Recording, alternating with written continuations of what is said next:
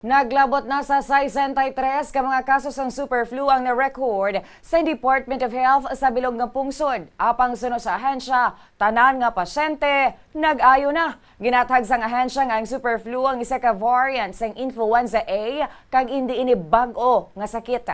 Wala man sang kinalain ang sintomas dinhi sa ordinaryo nga trangkaso kaangay sang ubo, sipon, hilanat kag palanakit sang lawas. Ginpahayag man sa Department of Health nga bangod sa pagbag-o sang tiempo kung nga nagatuhaw ang mga respiratory infections kaangay sang sipon kag sore throat.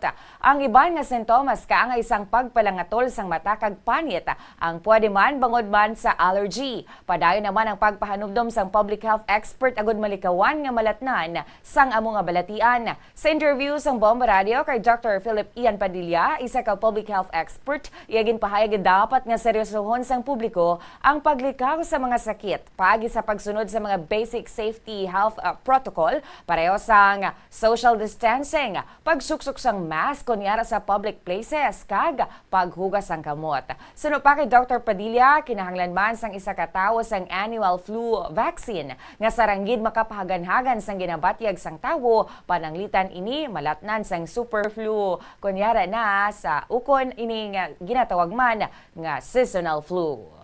Flu vaccine makabulig gid ang advisory kinahanglan mapabaksin kagid.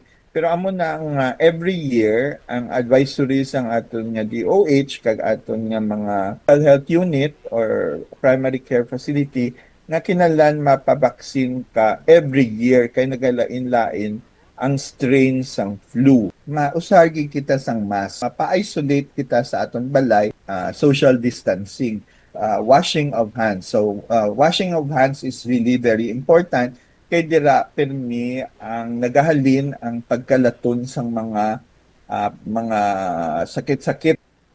Si Dr. Philip Ian Padilla, isa ka public health expert.